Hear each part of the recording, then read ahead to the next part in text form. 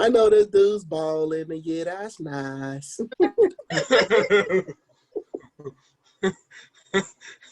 Too bad that thing ends with him leaving for a white girl. I know, right? So when we think about classism, is there a middle class? Nah, not no more. Not really, not so much. There used to be a much more distinct definition of a middle class. But part of that's because we have more millionaires than we've ever had before. So that there's definitely an upper class, and then the lower class is being kept to where they're at. So the gap is being always getting greater and greater between the poor and the rich. And the middle class. And it said that around 79% of the millionaires that we have in this country started at zero. Yeah. That's kind of crazy for real. Like, when you think about, like, because, you know, like, people just feel like being a millionaire is kind of unattainable, even though it's really not. Like, you know, like, really not, saw something about, like 7 figures is only $300 a day. You know what I mean? Like, if you can make $300 profit or $300 revenue a day, then you made $1 million in a year. So, yeah. But it's like 79% of the billionaires in this country started from zero. That's very optimistic when you think about it. Like, it is. You know what I mean? That's like that's better than average, just like almost a B. Like, it is better than average in terms of if you're in the millionaire class. But if you look at the population of America and how many percentage has a millionaire, then that shit looks like you might as well just try to be part of NBA. Like, I mean, it's... Yeah, but I'm saying, I think that's why it goes to my initial point is, like, it had to start here. You know what I mean? Like, it had to start upstairs first. Like, if you could go from zero to a millionaire, then that means that all of that is most of that is intellectual property, discipline, sweat equity. You know what I mean? Well, some of it is being in the right place with the right person with the right product or service. Yeah. Right. Like, some of it's kind of, I'm going to say luck, but it's like playing Monopoly. You roll the dice, and you have to make smart moves, but some of it is rolling the dice and landing on the right place. Mm-hmm. So, which is why I love the game. Now that you brought it up, though,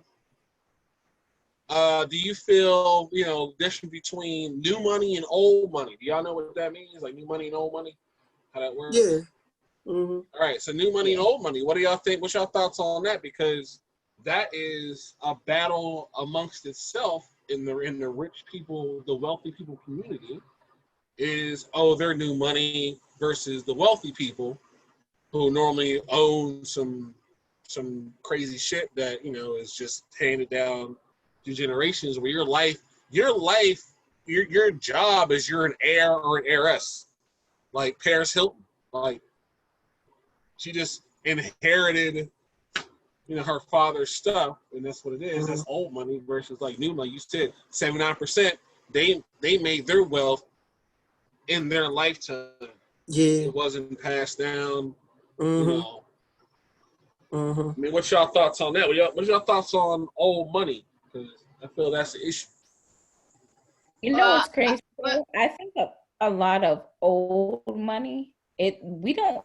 Here in the United States, we don't have a lot of old money. Versus, like, when I say that, and if you let me finish, what I'm saying is like, you got Queen Elizabeth, and like you have like royalty with their old money. That's wealth to me. That's not rich; they're wealthy. Those are people, it just keeps being passed down from generation to generation. We're here and like United States, like we have it, like, there's the Carnegies and there's the Waltons and stuff like that. But Rockefellers, I feel that, Rockefellers, another one. Yeah. But I feel that when it comes to new money, the old money looks at them like they're chumps. Like, we've been in the game a long time, and we can make you go away if we want you to. And and they control a lot. And I feel that like, and I look at even like our last presidency, and I feel that old money made that happen. People don't believe me. I go with my conspiracy theory. No, I believe you. Old money made that happen. There wasn't enough new money around to stop that. Can you expound upon that? Huh? When you say old money made that happen, what you mean? I believe that these, like the Rockefellers, the Carnegies of the world, the Waltons, the Bill Gates, the Vanderbilts. I feel like with that, they made this happen. Like they put their money and endorsements and everything. They put the funds and the everything around for him to win. They put their influence on their him. influence is extremely like real. Like J.P. Morgan, y'all know him, Morgan and Chase. J.P. Morgan, at the time that he was alive, was so rich that when the country went into a financial recession, the president called him to get a loan to bail out the country. You know what's crazy though? That you say Chase Morgan? Yeah. Because you know they're the ones that bring our drugs over here, right? Y'all know that, right? I think that's so funny. They're the ones that bring the drugs over on their cargo ship. And isn't it funny how not even like months ago, everybody was enlightened by that. And all of a sudden it just went away. Then nobody hear nothing else about that cargo ship with all those drugs on it. Or when you talk old, like it's a lot of nefarious activity with old money, like that. Right. What's that one Japanese bank? It's like HS. I can't think it. I have to do it for bring up the do my homework so I can bring it to the chat. But they do a lot of money laundering. You know what I mean? Like a lot of those cartels and stuff use that bank so that they can wash their money through, and like they got caught several times. You know what I mean? And all they got was a slap on the wrist, having to pay fines. You know what I mean? How are you gonna catch the people that are at the top of the damn food chain? Yeah. The fuck, right? If they control everything, how you gonna catch them? Right. They probably everything that we like. When we think of like movies and stuff, like this shit is real, and people don't think that it is. Like I don't know if you guys have read, but me, I'm all into listening to people's conspiracy theories and coming up with my own conclusion with things and just hearing people out. So I was reading up on that Jeffrey Epstein, and that whole mess that they got going on, and I'm like, they really like killed this man off, like him, because he was embarrassing the hell out of shit. Anybody who speaks on this is being threatened and killed. And it's like, oh, why? Because there are people behind the scenes, old money, that is putting together this whole ring, this whole child pornography ring. Evil, man. I'm just convinced that when it comes to women and children and this whole like conspiracy behind it, dark web type stuff. Oh yeah, that's Pizzagate. old money. I'm sorry, because that could be shut. What's Pizzagate? What? Pizzagate. My mom had sent me some video about how like the old money, like what we were just talking about, how like there's a pedophile ring, but they use like certain words to describe what they're selling or what they're going to be doing. Like pizza is supposed to represent like child pornography, so like you might see it written. I think I heard. Wait a second. So when we were in school and they said having a pizza party, that means something else. Nasties. Yeah, but that pizza thing is actually mad foul. So basically, like, I guess I hope this ain't too graphic for the podcast, but it's not, man. Just be raw, be real with it. Basically, you know, like I guess when they sodomize these kids, you know, there's obviously it's painful. It causes tearing down there, potentially blood. And so I guess like when the blood and their semen kind of like mixes, like it looks like this, like you're making a pizza. You know what I mean? Like that's what that pizza shit is about. Oh, whoa.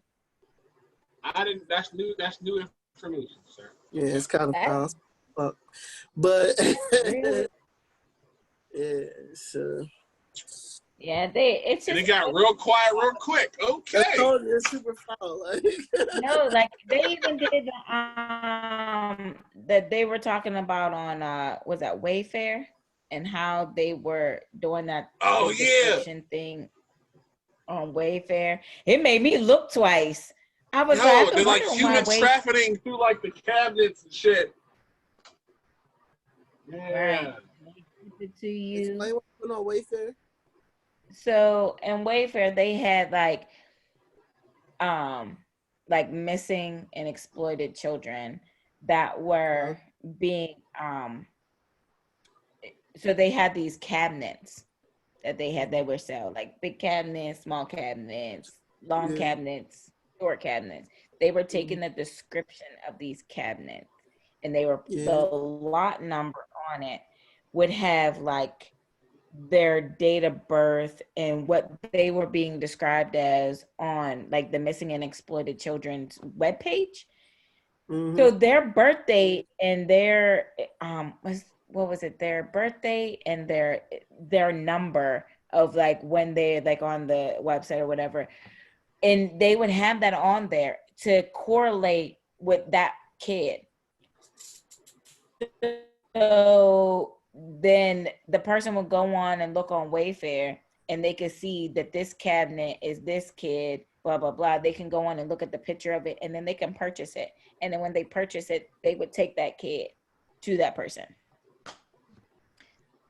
That was sick. Fucking It was ridiculous. sickening. Like I was like, oh my goodness. And it's You order the scary. wrong cabinet and the whole kid come out. Damn. That's foul. Yeah, it's sickening. It It's like hit different when you're a parent too. Like I feel like a lot of this information I would hear and be kind of apathetic to it because it was just like, oh, I ain't got no kids. But like now that I'm a parent, it just make me want to fight the whole world. right. Because you have to be careful, like out here, like people are watching your kids, people are taking pictures of your kid, people are watching you if they want your kid. Like it's crazy. Like they were showing like up even at Minerva Mall, what they were doing is they had one person roaming the mall, taking pictures of these kids with the parent. And then when the parent and the child would come outside, they would attack them and take their child. I was like, that's crazy. That's like bold. It's like you really go in like in a mall, take pictures of people's kids. You're sending pictures to the person outside so they can snatch your child. Like that's scary to me. That's super scary.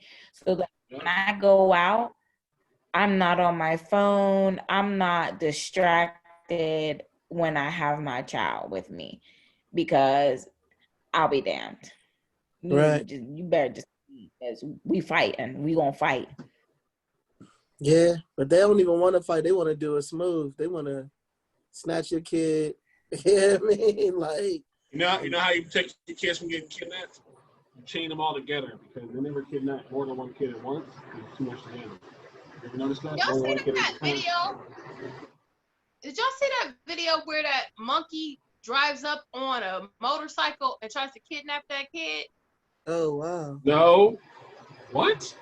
What are you watching? Not the monkey trying to kill kids. I mean, not the monkey trying to take kids. Okay, so like it looks, when you first watch it, you're not really realizing what's happening. You see this monkey, and it looks like when you first watch it, it looks like it ran up and then it's like getting in a scuffle with a kid and then goes away. But like when you watch it again, you notice that this monkey's on a little small motorized motorcycle and he rolls up and he tries to kidnap the kid. So like when you first watch it, So you're like, haha, look at this. This video's crazy, haha.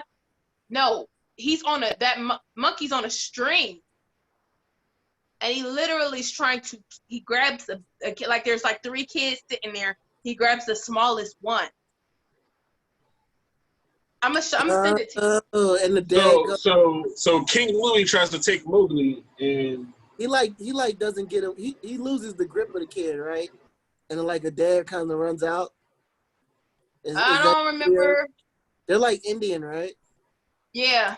Yeah, I think I saw it. Like, But when you watch it like a second or third time, or when somebody calls it out, you realize this monkey has been trained to kidnap this child. oh wow, yeah,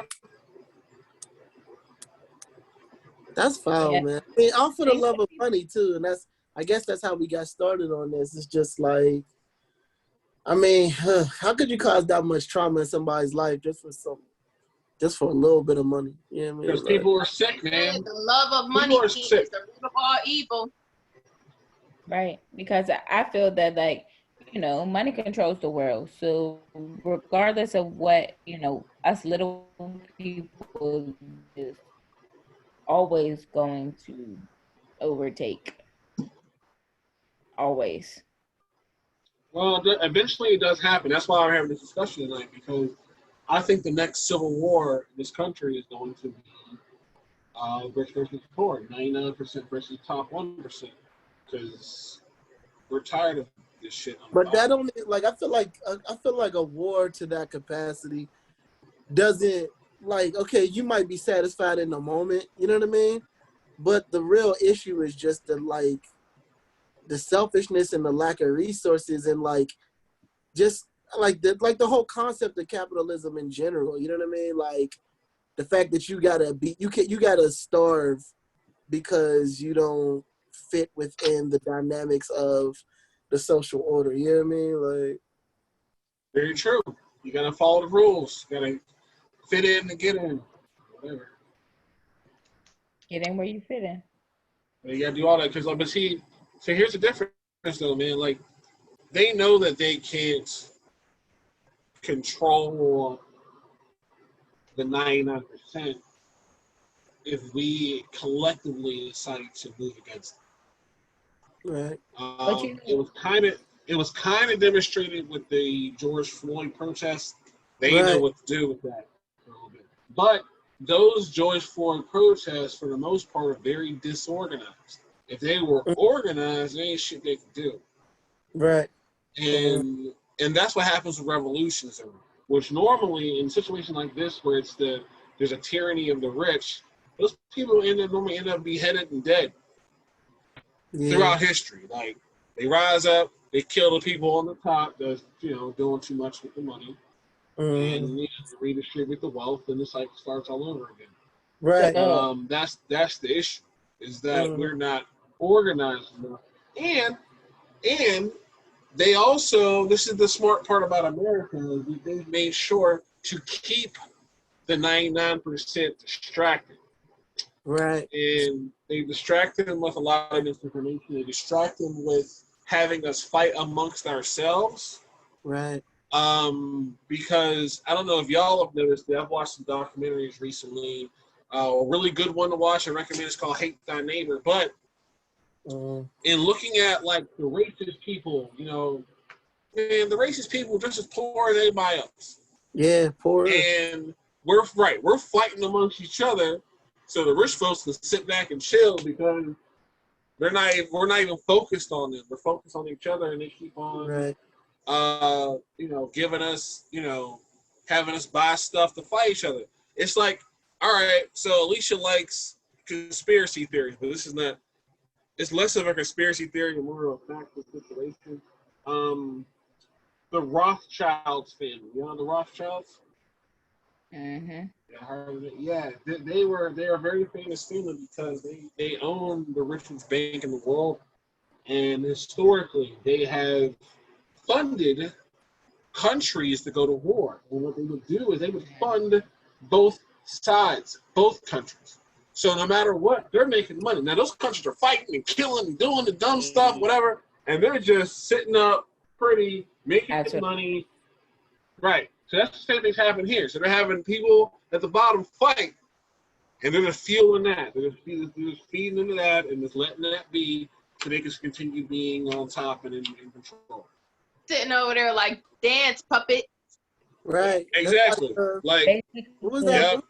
yeah. Was it Casino or Goodfellas? One of the two. They was running a racket, and one of my favorite lines from that movie is when he says, "No matter who wins, we win." You know what I mean? It's just like, Yeah, the house always wins. That's Casino. yeah, it's like, and people we just don't realize that it's all a game. You know what I mean? Like, when me and Brandon used to always watch Dick Gregory, he would just cuss those people out. But one thing he was All saying the time. instantly was just, it's a game. Like, y'all getting so upset, you taking it so personal. Take your emotion out of it for 1 second and realize that all this money is just a game. And the name of the game is to keep y'all distracted long enough so that we can keep our power dynamic the way it is. Like, Yeah, watching Dick Right. Gregory videos, even though Dick Gregory's funny, but he talks about how much he doesn't hang out with entertainers or athletes, but he always knows all the most information about them. I don't get it. right? I just look at it this But way. Dick Gregory, from what I heard, was into some shady stuff too. Yeah, he would have to be to know all the stuff he knows. But man, but all that stuff is like that, man. Like, that's why I'm glad that, at least you get to that conspiracy theory stuff, because things like Bohemian Grove and how many decisions were made there, and the Pandora parties and all this stuff where, yeah, big decisions are made by a small number of people in secret meetings, and we have no idea what's happening. Right. Why do you think that I because like I look at like what's going on recently. I don't know if you guys have read or are following or looking up. So Brandon, I agree with you when you say that like they're keeping us distracted. But has anybody noticed since Corona has hit that it's progressively like they're trying to control us more? For sure. It's progressive. So it goes